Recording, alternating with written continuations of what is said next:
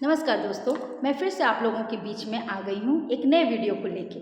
आज हम लोग एक नए चैप्टर को लेके आऊँगी और उस चैप्टर से बिलोंग जितने भी प्रीवियस ईयर के क्वेश्चंस हैं उनको सॉल्व करूँगी और उसके बाद उसी चैप्टर से रिलेटेड जितने भी एमसीक्यू क्वेश्चन बन सकते हैं उन सारे क्वेश्चंस को हम लोग 1 बाय 1 एक्सप्लेन करूँगी। आज का जो न्यू चैप्टर है वो न्यू चैप्टर है भारतीय संविधान में अधिकार। हम अपने अधिकारों को कैसे प्रयोग करते हैं, कहाँ कहाँ किन क्षेत्रों में अधिकारों का प्रयोग करते हैं, अधिकार किस अनुच्छेद में आता है, किस संविधान संशोधन में क्या चेंजिंग आया है, इन सब चीज़ों को हम लोग इस नए वीडियो में देखेंगे। मैं कविता नए क्वेश्चंस के साथ आज फिर से चलिए 1 बाय 1 देखते हैं। पहला जो क्वेश्चन है हमारा फर्स्ट क्वेश्चन है, किस संविधान संशोधन द्वारा संविधान में मौलिक कर्तव्यों को शामिल किया गया था? By which constitutional amendment added fundamental duties to the constitution? ये आपके जैक 2024 में ये क्वेश्चन आए हुए हैं। तो क्वेश्चन है कि किस संविधान संशोधन में मौलिक कर्तव्य, मेन क्वेश्चन को पढ़िए, पूरा लंबा क्वेश्चन को जाना जरूरी नहीं है। तो मेन क्वेश्चन है कि संविधान संशोधन हुआ है और संविधान में मौलिक कर्तव्यों को शामिल किया गया है, तो कब हुआ है ये चीज़? तो ये चीज़ हुआ है 42nd अमेंडमेंट में, यानी 42वां संशोधन में हुआ था। इसका जो राइट आंसर होगा वो होगा सी, 42nd अमेंडमेंट। नेक्स्ट क्वेश्चन की ओर जाते हैं। न्यायालय के किस निर्णय में कहा गया है कि हमारे मौलिक अधिकारों में कोई कटौती नहीं की जा सकती? In which important court judgement was it started that our fundamental rights can not be cutted? और ये जो क्वेश्चन है वो आपके 2023 में भी आए हैं और 2024 में भी ये क्वेश्चंस आए हैं। इसका जो आंसर होगा वो होगा गोलकनाथ केस 1967। गोलकनाथ केस में ये बात को रखा गया है कि किसी भी परिस्थिति में मौलिक अधिकारों में किसी भी प्रकार की कोई कटौती नहीं की जानी है। थर्ड क्वेश्चन की ओर हम लोग जाते हैं। थर्ड क्वेश्चन है, किसने कहा कि संवैधानिक उपचारों का मौलिक अधिकार भारतीय संविधान की अंतरात्मा है? एक मिनट। हाँ, क्वेश्चन है, किसने कहा कि संवैधानिक उपचारों का मौलिक अधिकार भारतीय संविधान की अंतरात्मा है? Who said that the fundamental right to constitutional remedies is the soul of the Indian Constitution? ये आपके क्वेश्चन जो जैक का जो एग्जाम हुआ था उसमें 2020 में भी, 23 में भी और 24 में, इन तीनों साल ये क्वेश्चंस आए हुए हैं, तो उसमें भी इस साल भी आ जाए। तो इसका जो आंसर होगा वो होगा डॉक्टर B.R. अम्बेडकर। इन्होंने संवैधानिक उपचारों का मौलिक अधिकार भारतीय संविधान की अंतरात्मा कहा है। क्यों? क्योंकि संवैधानिक उपचारों का मौलिक अधिकार के अंतर्गत जितने भी मौलिक अधिकार हैं उनको हम लोग उसमें संरक्षित रखते हैं। नेक्स्ट क्वेश्चन है, क्वेश्चन नंबर 4, संघ और संगठन बनाने का अधिकार किस प्रकार का अधिकार है? What type of right is the right to the form of unions and association? ये जैक के एग्जाम 2023 और 2024 में ये प्रश्न आए हैं। संघ और संगठन बनाने का अधिकार किस प्रकार का अधिकार है? तो संघ और संगठन बनाने का अधिकार जो होता है वो राजनीतिक अधिकार के अंतर्गत में आता है। इसका जो आंसर होगा वो होगा यहाँ आंसर जो होगा राजनीतिक अधिकार होगा, नागरिक अधिकार नहीं होगा। तो आंसर जो होगा वो सी ऑप्शन होगा, राजनीतिक अधिकार। नेक्स्ट क्वेश्चन है, बड़े लोगों का सम्मान करना कौन सा अधिकार है? Respecting elders fall under which right? यानी ये जैक 2024 में आया था। तो बड़े लोगों का सम्मान करना, ये नैतिकता की बात होती है कि हम बड़े लोगों का आदर करें, उनका सम्मान करें, उन्हें प्रणाम करें, उनके साथ अच्छे व्यवहार करें, ये सब नैतिकता की बात आती है। ये मोरलिटीज में दिखता है, तो ये मॉरल राइट में आएगा, नैतिक अधिकार में आएगा, option number D. Next question है, काम का अधिकार किस प्रकार का अधिकार है? What type of right is the right to work? JAC 2023 में ये क्वेश्चन आया है। तो इसमें आपको ऑप्शन देखना होगा कि काम का अधिकार किस प्रकार का। कई बार मौलिक अधिकार के अंतर्गत में भी आता है, तो वो आर्थिक शोषण के विरुद्ध के अधिकार में भी आ सकता है। तो किस में ये बात की गई? तो पहले हम उसकी ऑप्शन को देखेंगे। तो ऑप्शन पूछता है राजनीतिक अधिकार, नहीं। तो राजनीतिक अधिकार में राजनीति संबंधी, जैसे संघ और संगठन बनाने का अधिकार को हम लोग अभी चर्चा किए, तो ये राजनीतिक अधिकार में आता है। कानूनी अधिकार में हमें क्या करना चाहिए, क्या नहीं करना चाहिए, ये लीगली राइट के थ्रू में आता है। तो यहाँ पे काम का अधिकार इसमें नहीं आएगा। और फिर आर्थिक अधिकार होता है और एक मौलिक अधिकार होता है। तो मौलिक अधिकार को कहेंगे क्योंकि आर्थिक अधिकार आती है, लेकिन मौलिक अधिकार नहीं रहता, क्योंकि काम का अधिकार हर क्षेत्र में बात किया जाता है। जैसे समानता में भी काम का अधिकार को देखा जाता है, स्वतंत्रता में भी देखी जाती है। तो इसीलिए हम लोग इसमें मेन जो एप्रोप्रिएट आंसर होगा वो होगा फंडामेंटल राइट्स, मौलिक अधिकार में बात की गई। नेक्स्ट क्वेश्चन है, भारत में सूचना प्राप्त करने का अधिकार 2005 किस प्रकार का अधिकार है? The right to information act 2005 in India is what type of right? देखिए ये चेक 2023 में ये क्वेश्चन बने हुए हैं, यानी ये चेक 2023 के क्वेश्चंस में आए हुए हैं। तो काम सूचना प्राप्त करने का अधिकार जो है वो भी मौलिक अधिकार के अंतर्गत में आता है, इसलिए इसमें भी हम फंडामेंटल राइट्स को ही क्लिक करेंगे, उससे ही सही आंसर करेंगे। नेक्स्ट क्वेश्चन नंबर 8 की ओर आ गए हैं हम लोग। भारतीय संविधान में काम के अधिकार को कहाँ शामिल किया गया है? Where has the right to work been included in the Indian constitution? ये जैक 2023 में ये क्वेश्चंस बने हैं। तो जो भारतीय संविधान में काम के अधिकार को जो शामिल किया गया है वो मेन राज्य की नीति निर्देशक तत्व में बात की गई है। Directive principle of state policy में इस बात को कहा गया है कि काम के अधिकार होने चाहिए। तो इसका जो आंसर होगा वो होगा बी, राज्य के नीति निर्देशक तत्व, directive principle of state policy. Next question है, निम्न में से कौन मूल अधिकारों के अंतर्गत नहीं आता? यानी मूल अधिकार दैट मीन्स मौलिक अधिकार के अंतर्गत नहीं आता। विच of the following is not included under fundamental rights? ये जैक 2019 में भी आए हैं और 2022 में भी आए हैं, तो अधिक संभावना 2023 और 25 पे भी आएंगे, लेकिन 23 में नहीं आया था, तो आप देख सकते हैं कि मे भी आ सके। तो इसको जो बोला गया है कि निम्न में से कौन मूल अधिकार के अंतर्गत नहीं आता है, तो इसमें ऑप्शन दिया गया स्वतंत्रता का अधिकार, तो ये है। फिर समानता का अधिकार भी है, शोषण के विरुद्ध अधिकार भी है, और फिर देखिए संपत्ति का अधिकार। ये संपत्ति का अधिकार जो है वो 42वां संशोधन में इसको हटा दिया गया था, संपत्ति के अधिकार को। तो इसका जो आंसर होगा वो होगा डी, संपत्ति का अधिकार। इसे मूल अधिकार यानी मौलिक अधिकारों में से हटा दिया गया था। मौलिक अधिकार, नेक्स्ट क्वेश्चन है, मौलिक अधिकारों के संशोधन में कौन सक्षम है? यानी who is competent to amendment the fundamental rights? ये जैक 2019 और 2022 में ये क्वेश्चन आए हुए हैं। तो मौलिक अधिकार के संशोधन में किसी भी प्रकार का, ये मौलिक अधिकार ही नहीं है, किसी भी प्रकार का अगर संशोधन की बात आप देखते हैं, कहीं भी संशोधन होता है, चाहे वो बिल विधेयक में हो या चाहे धन विधेयक में हो, चाहे किसी प्रकार स्वास्थ्य विधेयक हो, और यहाँ तो मौलिक अधिकार की बात की गई है, तो किसी भी प्रकार का जो विधेयक में किसी भी प्रकार का जो संशोधन होता है वो संसद के द्वारा होता है, पार्लियामेंट में होता है। वो पहले लोकसभा में उसमें प्रस्ताव लाया जाता है, उससे फिर राज्यसभा के पास और फिर सीधे राष्ट्रपति के पास जाया जाता है। तो इसका जो आंसर होगा वो संसद होगा। और ये आप हमेशा ध्यान में रखिएगा कि किसी भी प्रकार का जो विधेयक होता है उसमें जो संशोधन होता है वो संसद में ही होता है। तो इसका जो आंसर होगा वो होगा संसद, आपका डी ऑप्शन। नेक्स्ट क्वेश्चन है, संविधान के किन प्रावधानों को न्याय योग्य नहीं माना गया है? Which provisions of the Constitution are not considered justifiable? ये जैक 2020 और 2022 में ये क्वेश्चन मतलब आए हुए हैं। तो संविधान के किन प्रावधानों में न्याय योग्य नहीं माना गया है? तो राज्य के नीति निर्देशक सिद्धांत जो होते हैं, directive principle of state policy होते हैं, वो लोगों के कर्तव्यों पे डिपेंड करता है। तो कर्तव्य वो आप पे डिपेंड करता है कि वो आप करते हैं कि नहीं करते हैं। अगर आप नहीं करते हैं तो इसमें किसी भी प्रकार का आपको सजा या न्याय नहीं दिया जाएगा या आपके विरुद्ध कोई कार्यवाही नहीं की जाएगी, क्योंकि ये कर्तव्य की बात की जाती है। तो इसलिए इसका जो आंसर होगा वो होगा बी, राज्य के नीति निर्देशक सिद्धांत, directive principle of state policy. Next question है, संविधान के किस अनुच्छेद द्वारा अस्पृश्यता का उन्मूलन किया गया है? By which article of the constitution has untouchability been abrogated? ये जैक 2020 और 22 में क्वेश्चन आए हुए हैं। तो ये जो अस्पृश्यता का जो उन्मूलन का सिद्धांत जो है वो संविधान के अनुच्छेद 17 में बात की गई है। चलिए वो इसके ऑप्शंस को देखते हैं। अनुच्छेद 17, आर्टिकल 17, डी ऑप्शन इसका राइट आंसर होगा।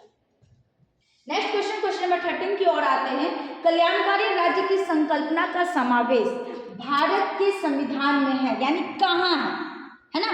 यहाँ क्वेश्चन है कि कल्याणकारी राज्य की संकल्पना जो है वो यानी भारत में जो राज्य है वहाँ की जो जनता है उनके साथ हमें अच्छा बिहेव करना है, वेलफेयर सोसाइटी तैयार करना है। तो ये बात कहाँ रखी गई है? तो ये भी राज्य के नीति निर्देशक तत्वों में या उसके सिद्धांतों में ही बात की गई है कि राज्य में किसी भी प्रकार का जो सिद्धांत होता है या फिर न्याय होता है वो सब कुछ हमें कहाँ मिलेगा? राज्य के नीति निर्देशक तत्वों में मिलेगा। देगा। तो यहाँ पे जो आंसर है देखिए डी ऑप्शन है, राज्य के नीति निर्देशक तत्व में directive principle of state policy. यहाँ पे ही हम कल्याणकारी राज्य की संकल्पना की बात करते हैं कि राज्य में राज्य जो हो वो कैसा हो, तो कल्याणकारी राज्य जैसा हो, यानी सभी का कल्याण हो, सभी की वेलफेयर्स हो, तो इसकी बात की जाती है। नेक्स्ट क्वेश्चन है प्राचीन युग में राज्य का क्या रूप था?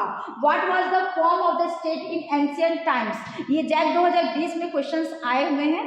तो प्राचीन युग में राज्य का जो रूप था उसको सिटी स्टेट के रूप में देखा गया, यानी नगर राज्य के रूप में देखा गया है। तो इसका जो आंसर होगा वो होगा ए, नगर राज्य, सिटी स्टेट। नेक्स्ट क्वेश्चन है क्वेश्चन नंबर 15, मौलिक अधिकारों को लागू करने के लिए किसके द्वारा रीट जारी की जाती है?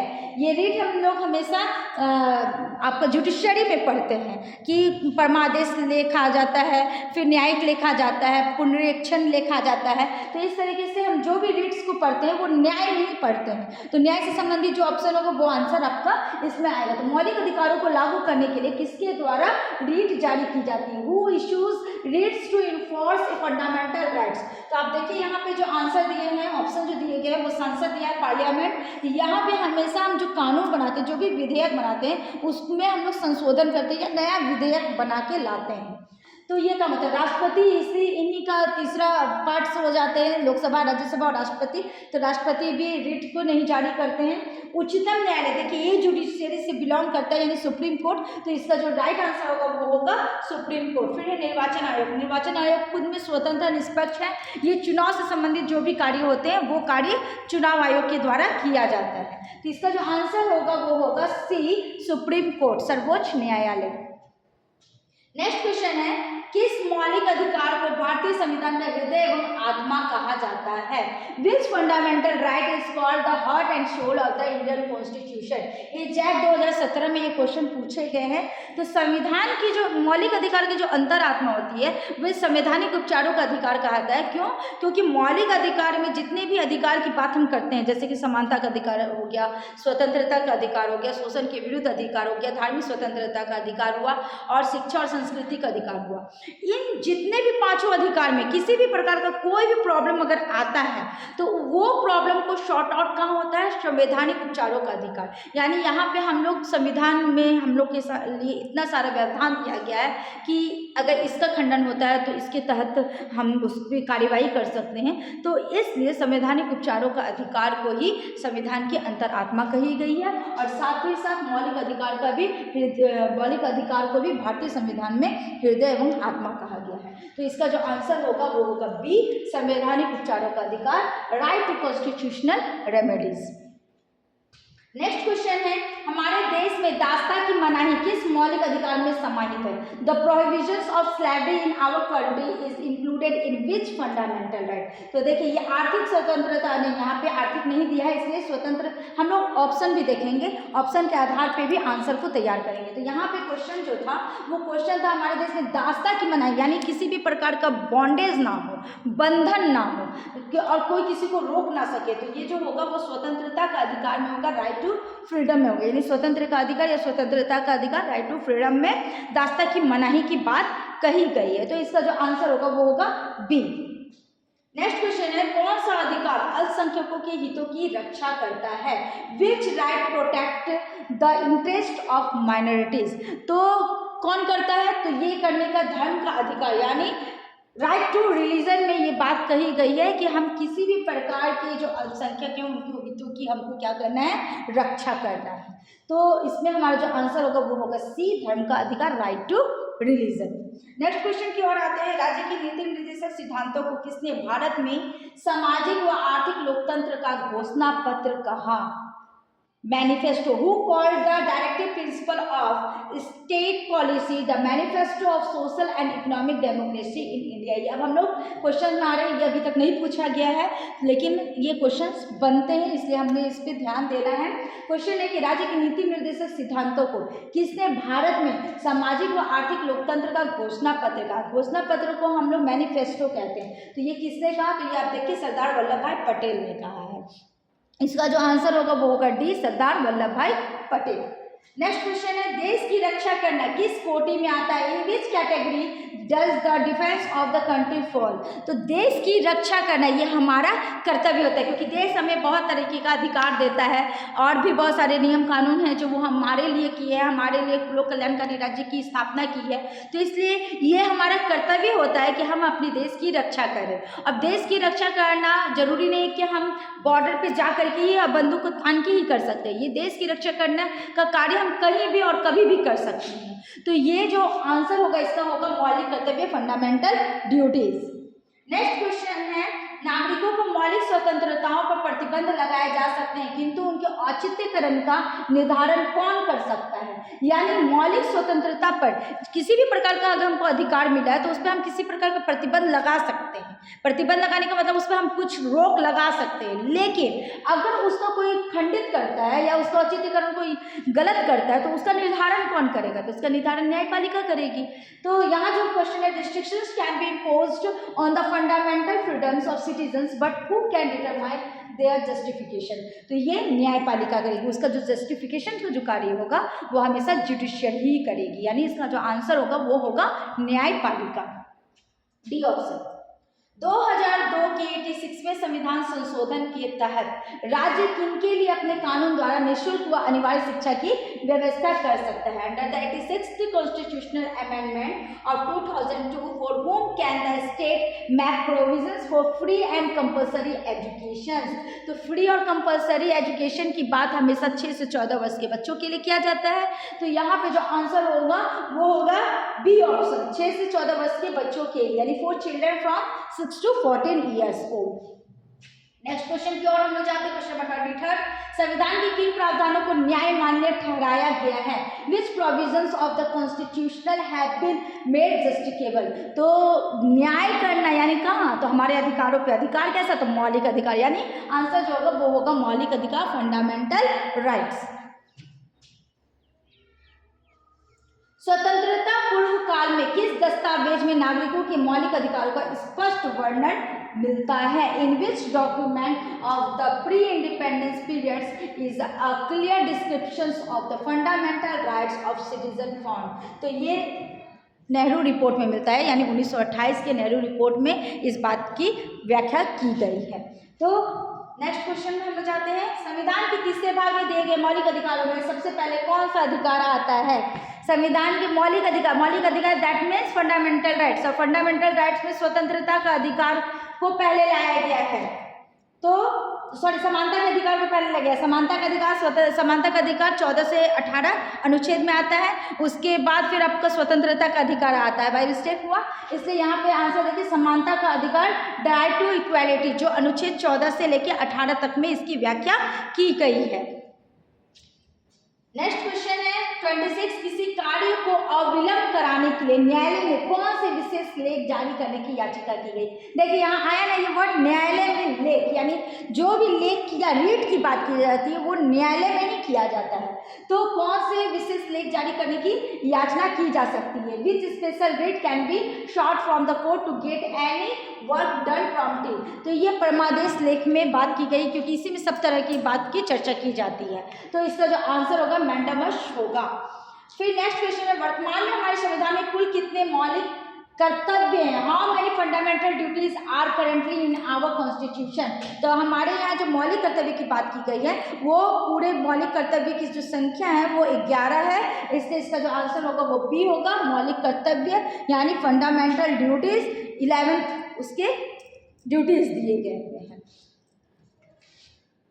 नेक्स्ट क्वेश्चन है, स्वतंत्र व लोकतांत्रिक देश में नागरिकों को मौलिक अधिकार प्राप्त होने चाहिए ताकि वे क्या कर सके। तो मौलिक अधिकार इसलिए प्राप्त है ताकि वे अपने व्यक्तित्व का विकास कर सके, है ना। अपना सेल्फ डेवलपमेंट करने के लिए हमें मौलिक अधिकार की आवश्यकता है। इसी में हम अपने आप को लोगों के बीच में अपने आप को इक्वल मानते हैं, फिर हमें कोई किसी प्रकार के बंधन में नहीं जकड़ सकते हैं, इसीलिए हम लोग स्वतंत्र रहना चाहते हैं। अगर हम कहीं कार्य करते हैं और उसमें हमें जैसा काम कर रहे हैं उसके अनुसार काम का उचित वेतन मिल सके, ये कार्य कर सकते हैं। ये क्यों करते हैं, हम अपने धर्म को अपना सकते हैं, अपने धर्म की रक्षा कर सकते हैं, उस धर्म को कोई खंडित ना करे, इस पर हम लोग पूर्ण ध्यान देते हैं। तो ये हम लोग क्यों करते हैं? क्योंकि हमारा अपना विकास हो सके, हम अपना विकास कर सकें।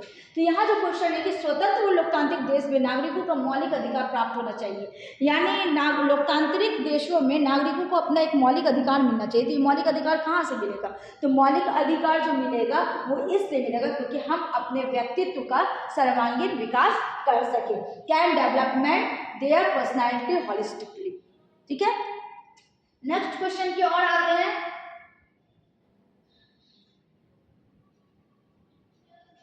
यदि किसी मौलिक अधिकार व नीति निर्देशक सिद्धांतों के बीच टकराव होता है तो न्यायालय, मतलब उस कंडीशन में क्या होता है, यानी किसी मौलिक अधिकार व नीति निर्देशक सिद्धांतों के बीच अगर टकराव होता है तो न्यायालय क्या करेगा?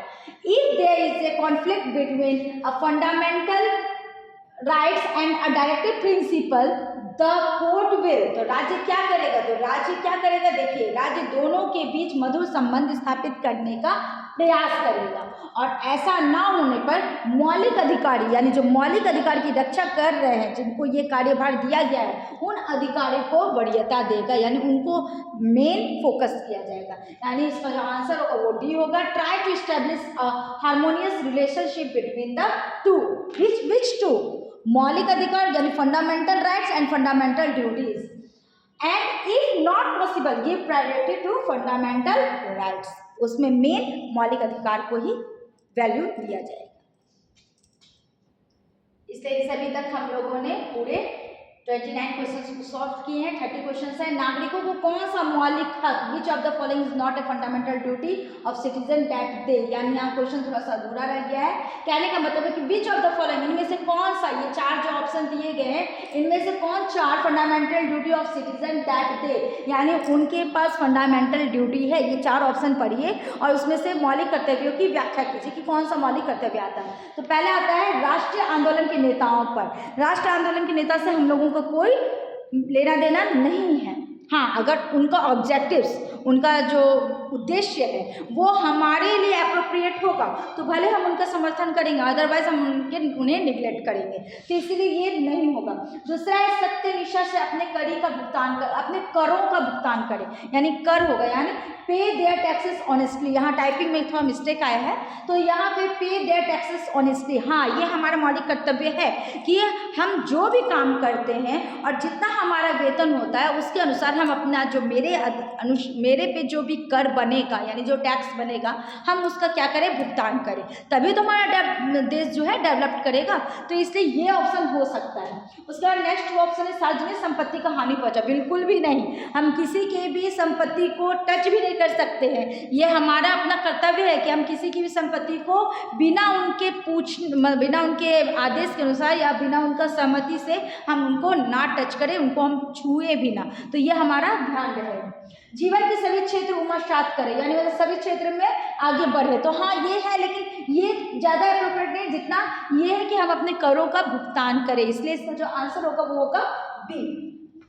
31 क्वेश्चन में आते हैं, अनुच्छेद 10 के तहत नागरिकों की भौतिक स्वतंत्रताओं में कौन शामिल नहीं है, यानी अनुच्छेद 10 के तहत नागरिकों की भौतिक स्वतंत्रता, भौतिक में कहने का जितना वो प्रयोग करते हैं इस तरीके का। विच of the following is not included in the fundamental freedoms of citizen under article 10। तो यहाँ विचार व अभिव्यक्ति जो होती है वो तो स्वतंत्रता में आती है, भौतिक स्वतंत्रता में नहीं आती, बोलने की स्वतंत्रता में आती है। वो सारे देश में निर्धन व आवास करने की, ये रहने की आवासीय स्वतंत्रता है। Movement and residence throughout the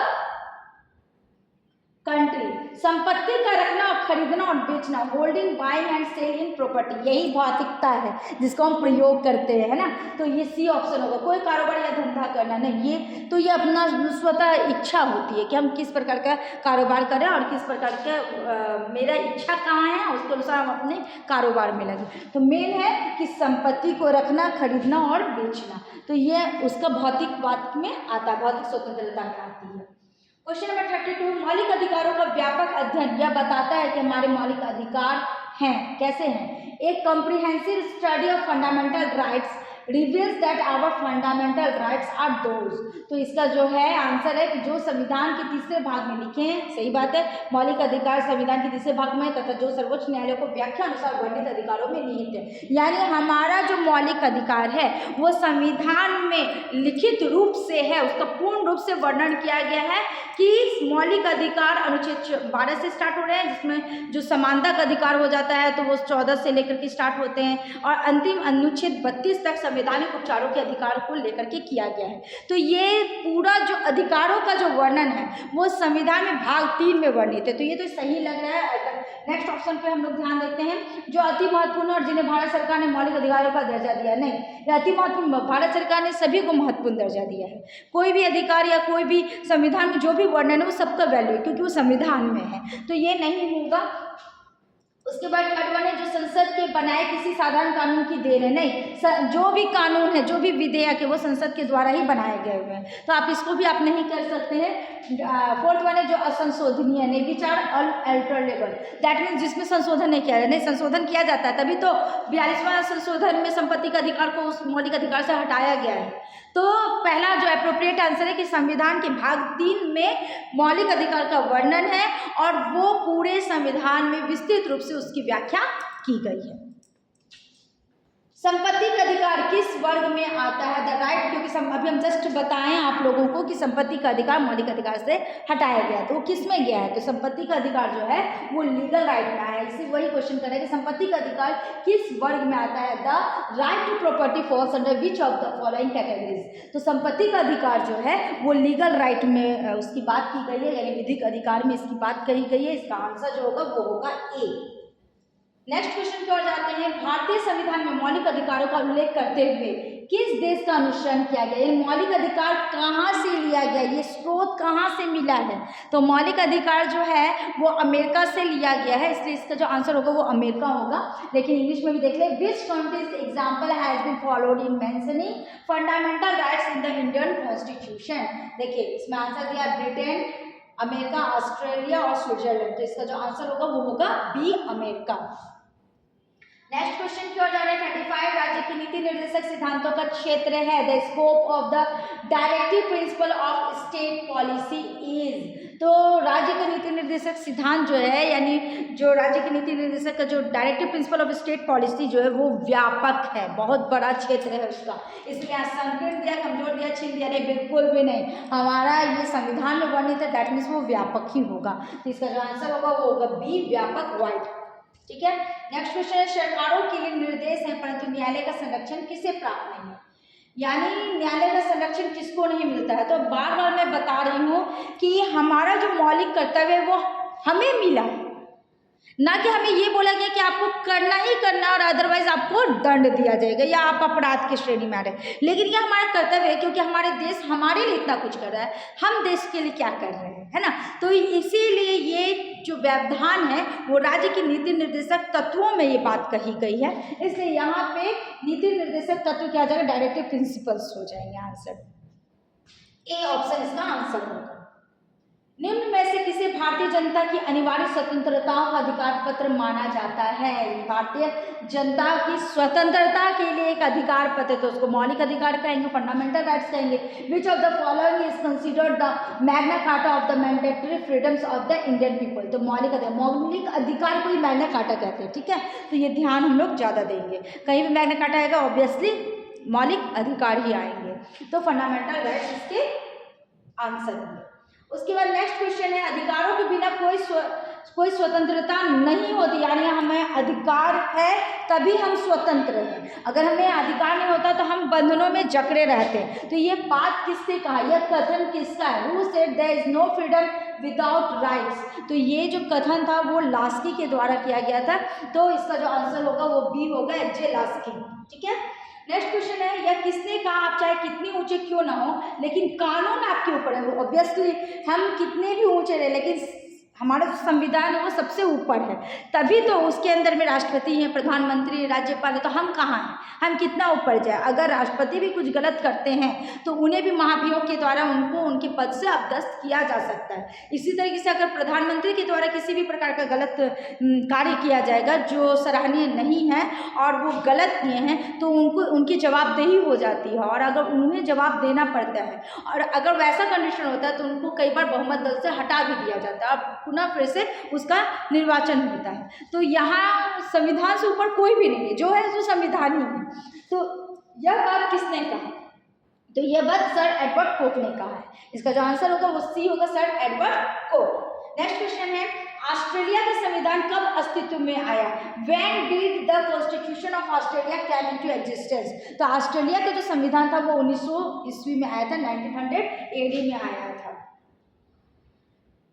next question है, सर्वप्रथम किस देश के संविधान में मौलिक अधिकारों का समावेश किया गया था? Which countries constitutional fundamental rights first included? तो अभी जस्ट मैंने बताया कि भारत के जो संविधान में मौलिक अधिकारों का जो वर्णन किया गया है तो ये जो मौलिक अधिकार है वो अमेरिका से लिया गया है। तो यहाँ पे भी जो आंसर होगा वो होगा ए डी, अमेरिका। क्यों? क्योंकि अमेरिका में ही मौलिक अधिकार की बात की गई है और वहाँ बात की गई है, इसलिए मौलिक अधिकार को यहाँ लाया गया है। तो इसका जो आंसर होगा वो होगा D, America.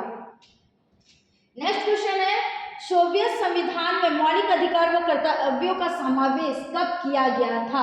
When way fundamental rights and duties included in the Soviet constitution? तो 1936 ईस्वी में मौलिक अधिकारों और कर्तव्यों का समावेश सोवियत संविधान में किया गया था। तो इसका जो आंसर होगा 1936 ईस्वी में होगा।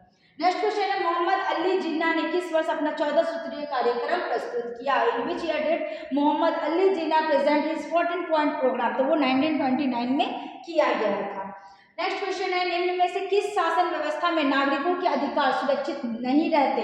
इन which of the following forms of government are the rights of citizen not secure? तो वो सर्वसत्तावादी शासन, क्योंकि साम्यवादी शासन व्यवस्था में लोगों को ध्यान, साम्यवादी दैट मीन्स लोगों को ध्यान देना है, कुलीन तंत्रीय है दैट मीन्स की पुराने विचारधारा, तो राजा महाराजाओं की बात होती है तो वो भी ध्यान देते हैं, लोकतांत्रिक शासन व्यवस्था है तो लोकतांत्रिक शासन व्यवस्था में तो जनता के बारे में बात किया ही जाता है, इसीलिए इसका जो आंसर होगा वो सर्वसत्तावादी, यानी जिसके पास पूरा हुकूमत है वो कभी भी अधिकार की बात नहीं करेगा, इसीलिए इसका जो एप्रोप्रिएट आंसर होगा वो होगा इन अ टोटलिटेरियन फॉर्म ऑफ गवर्नमेंट। ठीक है, तो ये आंसर इसका होगा।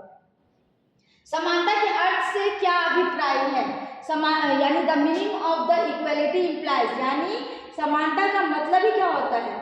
समानता का मतलब होता है कानून के समक्ष समानता। हाँ बिल्कुल, इक्वलिटी बिफोर द लॉ, यानी कानून के समक्ष सभी लोग समान है, इक्वल है। दूसरा है किसी भी आधार पर भेदभाव ना करना। बिल्कुल, हमें समानता का मतलब ही है कि हम किसी को भी किसी भी भेदभाव, किसी भी प्रकार का भेदभाव नहीं करें, ना रंग भेद से, न जातिवाद से, न धर्म से, न ही मजहब से, किसी भी तरीके से किसी भी प्रकार का कोई भेदभाव नहीं करें, ना ही शिक्षण से कि वो ज़्यादा पढ़े लिखे, वो ज़्यादा नहीं पढ़े लिखे तो उनके साथ भेदभाव करें, बिल्कुल भी नहीं। समानता मतलब सभी को इक्वल राइट्स मिलना और फिर सभी को रोजगार के समान अवसर, बिल्कुल इक्वल अपॉर्चुनिटीज फॉर एम्प्लॉयमेंट। तो इसका जो आंसर होगा तीनों होगा, यानी ये सभी ऑल ऑफ दिस इसके आंसर्स होंगे।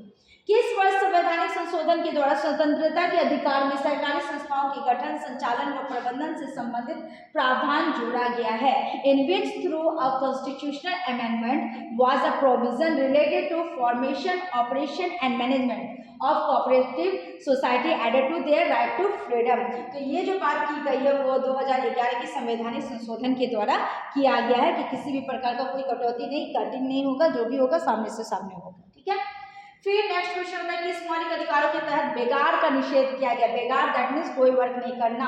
Under which fundamental rights has the prohibitions of forced labour been included? तो जहां भी लेबर की बात आ जाए, बेगार की बात आ जाए तो वहाँ पे हमेशा शोषण के विरुद्ध अधिकार होंगे, राइट अगेंस्ट एक्सप्लॉयटेशंस, ये इसके मेन आंसर होंगे।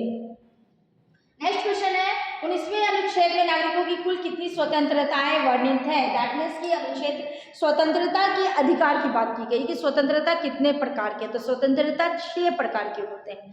तो यहाँ पे जो आंसर होगा वो होगा डी।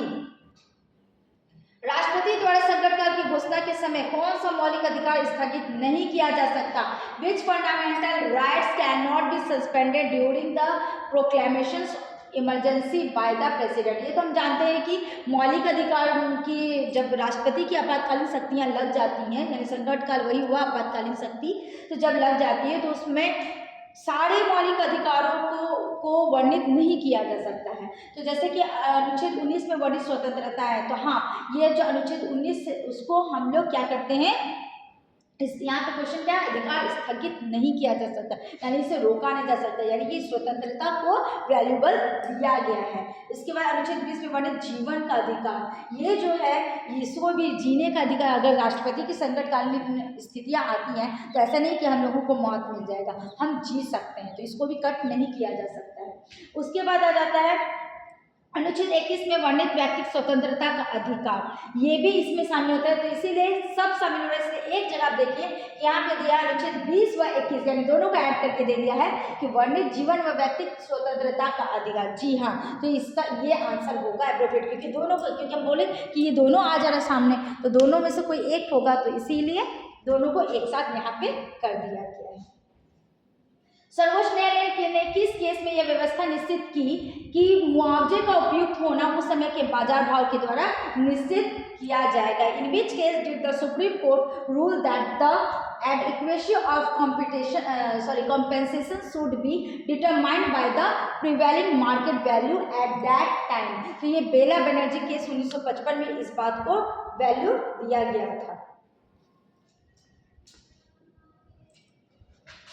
नेक्स्ट क्वेश्चन है, संपत्ति के अधिकार को मौलिक अधिकारों के अध्याय में से क्यों निकाल दिया गया? तो यह अधिकार सरकार व न्यायपालिका के मध्य टकराव करता था, है ना। सरकार बोल रहा है इतना आपको संपत्ति रखना है, तो संपत्ति रखना है तो उसमें टैक्स देना होगा, तो इतना टैक्स देना, तो इसीलिए इसको यहाँ मौलिक अधिकार से हटा दिया गया, क्योंकि जिसके पास ज़्यादा पैसा रहा वो ज़्यादा ही रखना है, तो इसीलिए इसका जो आंसर होगा यह अधिकार सरकार व न्यायपालिका के मध्य क्या करा था, टकराव का कारण बन गया था। इस वजह से संपत्ति के अधिकार को मौलिक अधिकारों से हटा दिया गया। Right to property is removed from the chapter of fundamental duties because these rights had become a causes of conflict between the government and the judiciary. उसका नेक्स्ट क्वेश्चन है, संविधान के किस भाग में नीति निर्देशक तत्वों का उल्लेख है? मौलिक किस भाग में, जैसे मौलिक अधिकार भाग 3 में बात की गई है, तो नीति निर्देशक तत्वों को कहाँ रखा गया? तो नीति निर्देशक तत्वों को चौथे भाग में रखा गया, इसलिए इसका जो आंसर होगा वो बी होगा, चौथा यानी 4। संविधान के किस अनुच्छेद में मौलिक कर्तव्य वर्णित है? In which article of the constitution are the fundamental duties describe? तो अनुच्छेद 51A में, यानी अनुच्छेद 51 51 में खंड 1A में इसकी बात की गई कि हमारे पास मौलिक कर्तव्य भी है, और कितने मौलिक कर्तव्य है? तो 11 मौलिक कर्तव्य है। नेक्स्ट क्वेश्चन है, किस केस में न्यायालय ने यह निर्णय दिया कि यदि कोई व्यक्ति अपने विचार अभिव्यक्ति करने निर्देश जाता है तो उसका पासपोर्ट जब्त नहीं किया जा सकता? हमको अपनी बात रखनी है, हमको विदेश जाना है, तो इसका मतलब ये नहीं कि आप मेरी नागरिकता को खत्म कर देंगे, तो इस बात को कहाँ रखा गया? विदेश जाता है और उसका पासपोर्ट जब्त नहीं किया जा सकता, क्योंकि विचारों की अभिव्यक्ति नागरिकों का मौलिक अधिकार है। तो ये बात जो रखा गया है वो रखा गया है मेनका गांधी 1978 केस में। बात कहा गया है कि हम अपनी बात को, अपनी अभिव्यक्ति को हम विदेश में भी जा करके वहाँ पे अपनी बात को रख सकते हैं, और इसका मतलब ये नहीं कि आप मेरा पासपोर्ट को जब्त कर दें। ठीक है, आज के लिए इतना ही क्वेश्चन। 54 क्वेश्चंस मैंने इस चैप्टर्स में आप लोगों को दिए हैं, आप लोग ये 54 क्वेश्चंस को पूरा सॉल्व कर दीजिए। क्वेश्चन कहीं बाहर से नहीं आएगा, यही 54 क्वेश्चन से पूरे आपके एग्जाम में क्वेश्चंस बनेंगे। और तब तक के लिए नेक्स्ट वीडियो का इंतजार कीजिए, तब तक के लिए धन्यवाद।